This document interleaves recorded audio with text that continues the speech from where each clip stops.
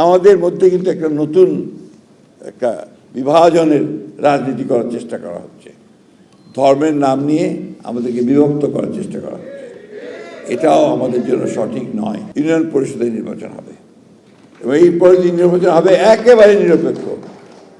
এখানে কোনো বিএনপি বলে বা জামাত ইসলাম বলে কোনো সুবিধা কেউ পাবে না। এখানে আমাদের প্রস্তাব আছে, এখানে যেন জনপ্রতিনিধিদের সম্পৃক্ত করা হয় এই নির্ধারণ করার ক্ষেত্রে, অর্থাৎ চেয়ারম্যান মেম্বারকে যেন সম্পৃক্ত করা যায়, এটা করতে হবে। আমরা সেই কাজটাও করছি এবং প্রতিটি উন্নয়নের ক্ষেত্রে আপনাদেরকে সম্পৃক্ত করা, জনপ্রতিনিধি সম্পৃক্ত করা, এটা খুব বেশি প্রয়োজন বলে আমি মনে করি। তা নাহলে শক্তিশালী হয় না। শুধু সরকারি কর্মচারী কর্মকর্তা দিয়ে ওই ইওনো সাহেব সব করবে, তার আপনার স্থানীয় সরকার শক্তিশালী হবে না। এটা হচ্ছে বাস্তব কথা। অর্থাৎ স্থানীয় সরকার যার প্রতিনিধি, চেয়ারম্যান মেম্বার, তাদেরকে কিন্তু আপনার শক্তিশালী করতে হবে। যেটা আপনাকে বলেছেন ক্ষমতায়ন করতে হবে। সেই ক্ষমতায়নটা হচ্ছে আপনাদেরকে শক্তিশালী করা, আপনাদের ক্ষমতা বৃদ্ধি করা। আমি বিশ্বাস করি যে বাংলাদেশের মানুষ সবসময় আপনার সঠিক পথটাকে বেছে নেয় এবং আপনারা যারা তৃণমূল পর্যায়ে রাজনীতি করেন, তৃণমূল পর্যায়ে মানুষকে সংগঠিত করেন, মানুষের কাছে দাঁড়ান, মানুষের সুখে দুঃখে কষ্টে কাছে দাঁড়ান, আপনার দেশটাকে সবচেয়ে ভালো চেনেন, মানুষগুলোকে সবচেয়ে ভালো জানেন, তাই না?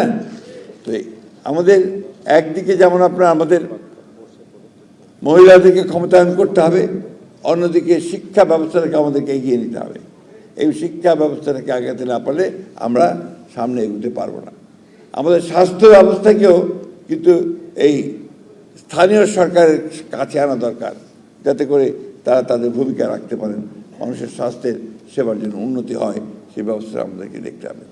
আমাদের সমস্যা অনেক, একটা প্রায় 20 কোটি দেশের মানুষ, আমাদের সম্পদ অনেক সীমিত, এর মধ্যে যে সমস্ত কাজ রাতারাতি হয়ে যাবে সে কথাটাও মনে করার কোনো কারণ নেই।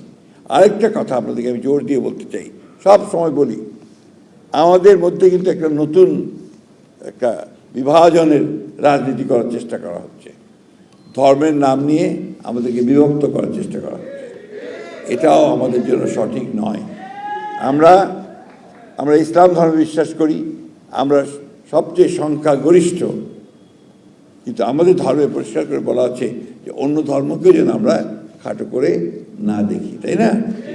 এবং একটা ধর্মকে, আমাদের ধর্মকে যেন শুধুমাত্র আমরা সব সময় সামনে না নিয়ে অন্যান্যদেরকেও যেন আমরা সেই একইভাবে আমরা যেন ট্রিট করার চেষ্টা করি। ধর্ম যার যার, রাষ্ট্র হচ্ছে সবার, ঠিক তো নাকি? আপনি যখন চেয়ারম্যান হন, আপনি হিন্দু ভাইদের দুর্গা পূজায় যান না, তাদের পূজায় যান না, তারা আপনাদের ঈদে পার্বণে আসে না আপনাদের কাছে? আসে তো, সবাই আসে। একসাথেই আমরা এখানে বেড়ে উঠেছি, একসাথেই আমরা থাকি। আমরা সামনে আপনাদের কিন্তু নির্বাচন আসছে। আমি আপনাদের বলছি, আমরা এই বছরে না হোক সামনের বছর প্রথম দিকে কিন্তু আপনাদের ইউনিয়ন পরিষদের নির্বাচন হবে এবং এই পরিষদ নির্বাচন হবে একেবারে নিরপেক্ষ। এখানে কোনো বিএনপি বলে বা জামাত ইসলাম বলে কোনো সুবিধা কেউ পাবে না। অর্থাৎ নিরপেক্ষ নির্বাচন হবে। আপনাদেরকে জনগণের ভালোবাসা নিয়েই আপনাদেরকে কিন্তু নির্বাচিত হতে হবে। চেয়ারম্যান বলেন, মেম্বার বলেন, তারা জনগণের ভালোবাসা নিয়ে নির্বাচিত হবেন। যারা মহিলা এমপি সদস্য হন, তাদেরকে সেইভাবে নির্বাচিত হতে হবে।